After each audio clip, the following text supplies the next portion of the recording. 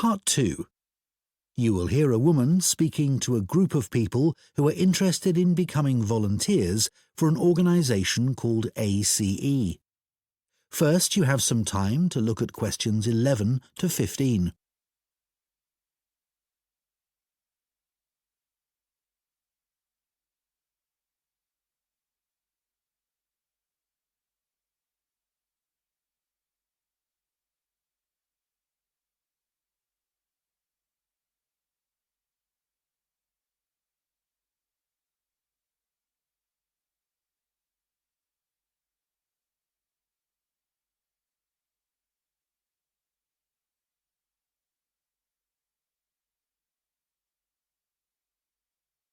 Now listen carefully and answer questions 11 to 15.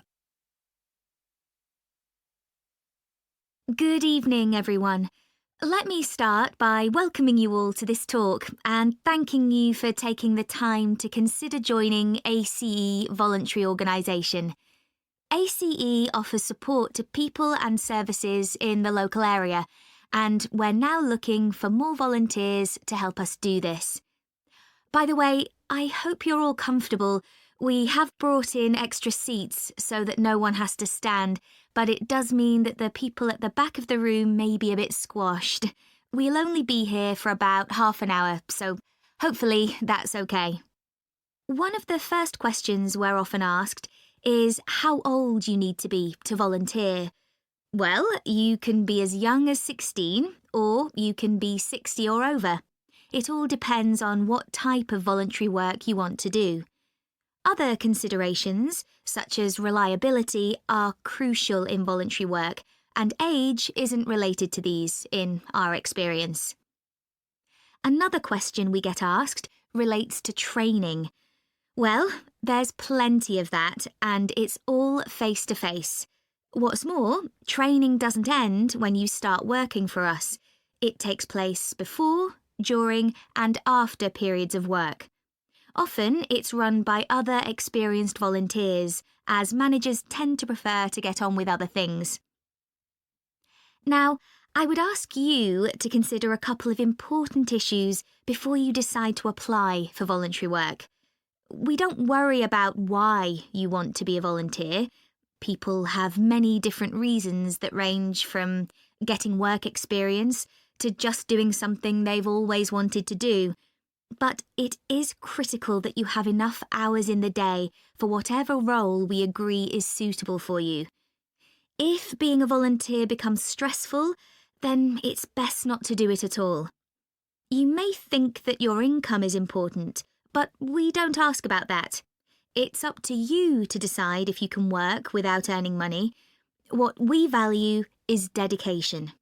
Some of our most loyal volunteers earn very little themselves, but still give their full energy to the work they do with us. Before you hear the rest of the talk, you have some time to look at questions 16 to 20.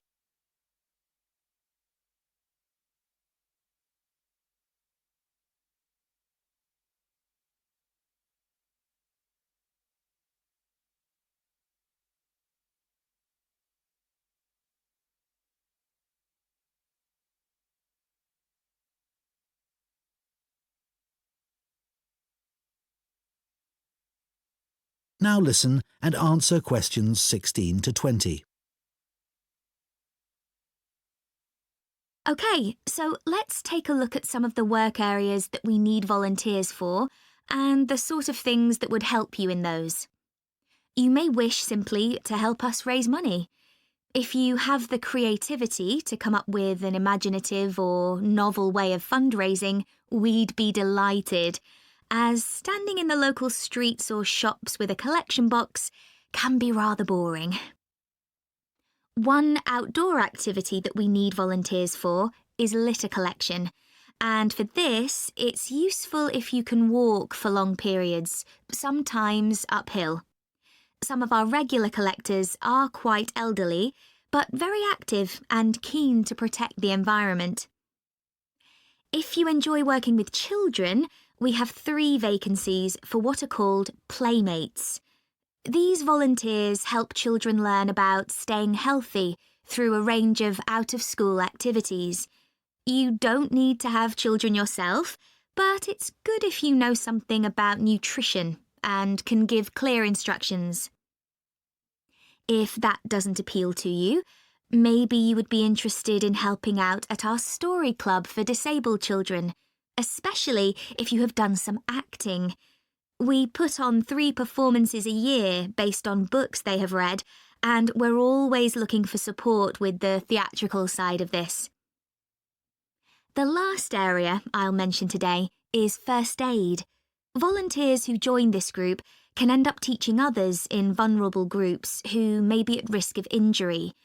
Initially, though, your priority will be to take in a lot of information and not forget any important steps or details. Right, so does anyone have any questions for me about it? That is the end of Part 2. You now have 30 seconds to check your answers to Part 2.